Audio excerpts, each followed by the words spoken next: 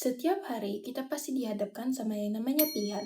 Mulai dari yang sederhana kayak hari ini kita mau makan apa, sampai yang bikin pusing tujuh keliling kayak milih destinasi liburan yang sesuai dengan pertimbangan kita. Kadang, saking banyaknya harus dipertimbangkan, otak kita jadi error sendiri. Nah, di saat yang kayak gini, sebenarnya kita bisa dibantu sama yang namanya sistem pendukung keputusan. Singkatnya, sistem pendukung keputusan ini adalah sistem yang ngebantu kita buat ngambil keputusan secara lebih logis dan juga objektif. Tapi pertanyaannya, bagaimana caranya sebuah sistem bisa menyelesaikan dan memahami masalah liburan kita? Disinilah SPK butuh yang namanya model. Model itu adalah simulasi atau rumus hitungan yang digunakan komputer untuk membayangkan berbagai pilihan sebelum keputusan diambil. Mengapa SPK butuh model?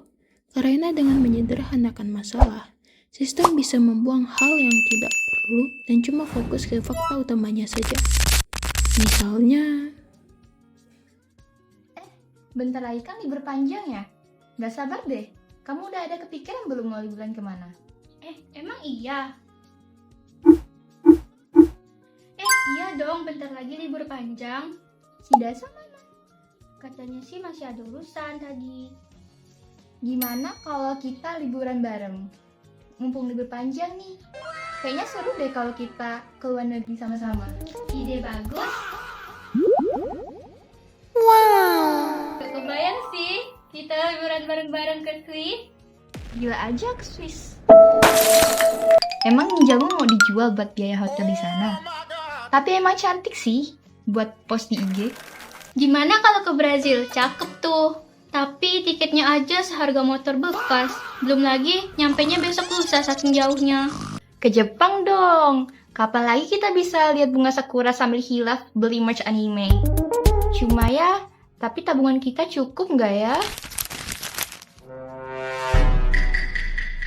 Kalian ngapain sih? Liburan yuk Das. Tadi kita udah bahas gimana kalau kita bareng-bareng liburan ke luar negeri. Gas kan?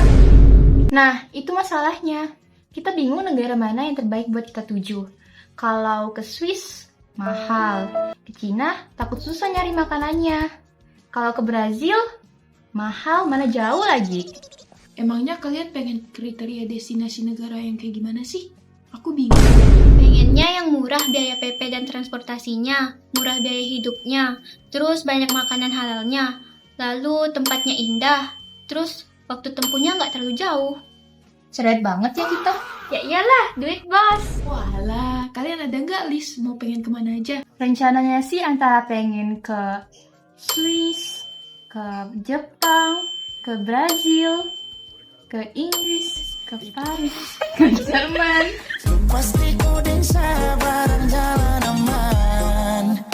Kamu yang bener dong. Ih, betul itu. Kok gitu? Berarti sebenarnya pilihannya banyak banget ya? Gimana kalau kita putusin pakai pemodelan dalam sistem pendukung keputusan? Baru denger, gimana tuh? Nah, jadi untuk menyelesaikan masalah ini, metode terbaik setahu aku, kita bisa pakai metode yang namanya AHP atau Analytic Hierarchy Process. Berdasarkan tadi, berarti goal kita adalah buat nentuin destinasi liburan luar negeri terbaik dengan kriteria biaya hidup, makanan halal, keindahan tempat, dan waktu tempuh dengan alternatif negara, yaitu Swiss, Jepang, Brazil, Inggris, Prancis, dan juga Jerman. Nah, kita anggap semua kriteria diprioritaskan sama atau seimbang. Jadi, bobot setiap kriteria adalah 1 dibagi dengan jumlah kriteria, yaitu 5. Jadi, tiap kriteria punya bobot sekitar 0,20 atau 20%. Untuk AHP, kita perlu membandingkan setiap negara pada masing-masing kriteria. Misalkan, kita hitung untuk waktu tempuh terlebih dahulu. Kita bikin dulu tabelnya 6x6 buat ke 6 negara. Thomas L. Satie bikin aturan nilai 1-9 untuk membandingkan tiap alternatif. Kalau di kasus ini, alternatifnya adalah negara. Berarti, kita bikin angka 1 menyilang ke tengah, karena kalau kita bandingkan sesuatu dengan dirinya sendiri, nilainya pasti sama kuatnya, atau skala 1. Sekarang, kita bandingkan berdasarkan waktu tempuh, dari Indonesia ke Swiss, dan Indonesia ke Jepang. Cepetan mana? Jepang kan? Nah jadi, karena Jepang lumayan jauh lebih cepat, kolom Jepang baris Swiss aku kasih nilai 1/3 karena posisi Swiss kalah dari Jepang. Dan lalu kalau Swiss dibandingkan Brazil, Brazil kan di ujung dunia tuh. Jadi, pastinya Swiss mendingan lah. Jadi aku kasih nilai 3 di baris Swiss, kolom Brazil. Kalau Swiss dibanding Inggris, Paris, atau Jerman, aku anggap durasinya beda tipis lah ya, dan seterusnya. Lakuin ini juga untuk kriteria lainnya. Terus, cara nentuin negara mana yang menang gimana? Masa dilihatin satu-satu? Nah, kalau udah selesai semuanya, tinggal kita hitung skor akhirnya. Rumus matematikanya bisa ditulis seperti ini. Di awal tadi, kita sepakat kalau kelima kriteria ini prioritasnya kita anggap sama penting. Berarti, masing-masing syarat menyumbang bobot 20% atau 0,20 buat skor akhir. Nilai alternatif itu didapatkan dari mencari total kolom tiap negara, lalu membaginya dengan total kolom. Jadi, skornya adalah seperti ini. Singkatnya, pasti total semua lalu dikali 20%, Jepang dapat skor total lebih tinggi dibanding dengan yang lain. Lalu disusul Inggris, dan lain sebagainya.